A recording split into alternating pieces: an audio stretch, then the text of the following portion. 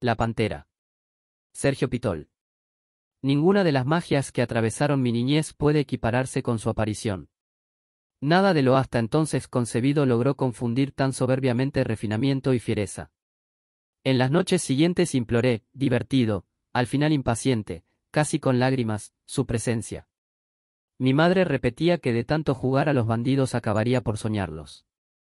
En efecto, al término de unas vacaciones la persecución y la infamia, el coraje y la sangre frecuentaron mis noches.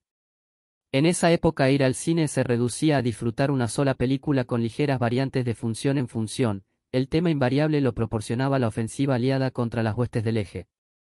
Una tarde de programa triple, en que con indecible deleite vimos llover obuses sobre un fantasmagórico Berlín donde edificios, vehículos, templos, rostros y palacios se diluían en una inmensa vertiente de fuego, épicos juramentos de amor, penumbra de refugios antiaéreos en un Londres de obeliscos rotos y grandes inmuebles sin fachada, y el mechón de Verónica Laque resistiendo impasible la metralla nipona mientras un grupo de soldados heridos era evacuado de un rocoso islote del Pacífico.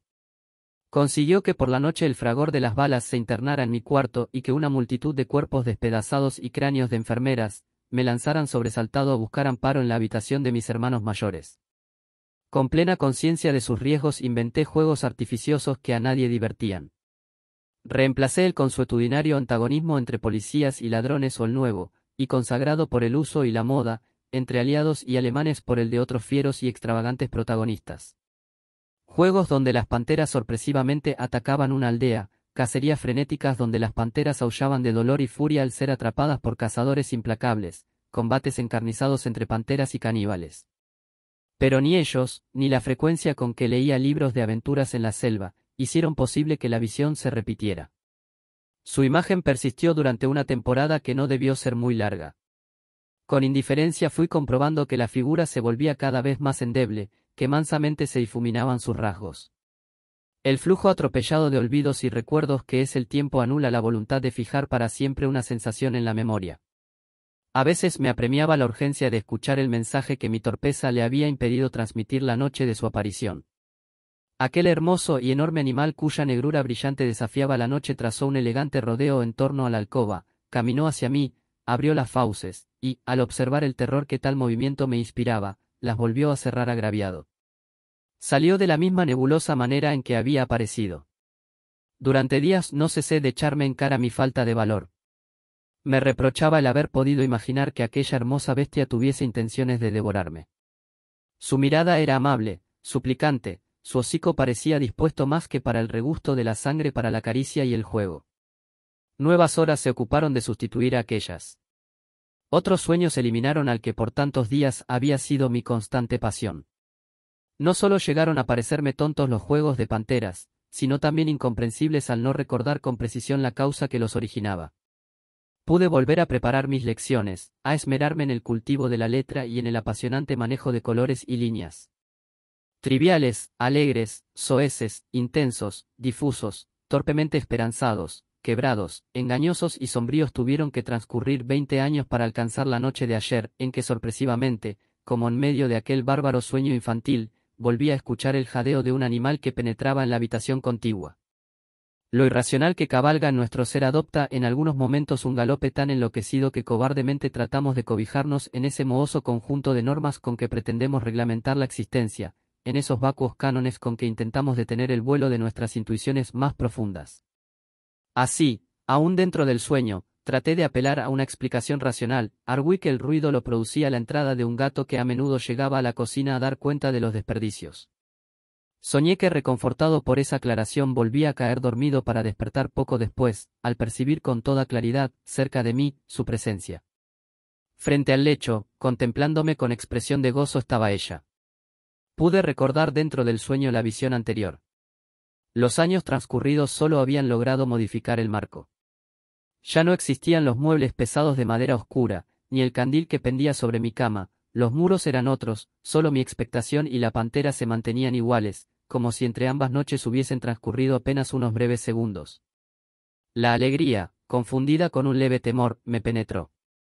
Recordé minuciosamente los incidentes de la primera visita, y atento y azorado permanecí en espera de su mensaje. Ninguna prisa atenazaba al animal. Se paseó frente a mí con paso lánguido, describiendo pequeños círculos, luego, con un breve salto alcanzó la chimenea, removió las cenizas con las garras delanteras y volvió al centro de la habitación, me observó con fijeza, abrió las fauces y al fin se decidió a hablar.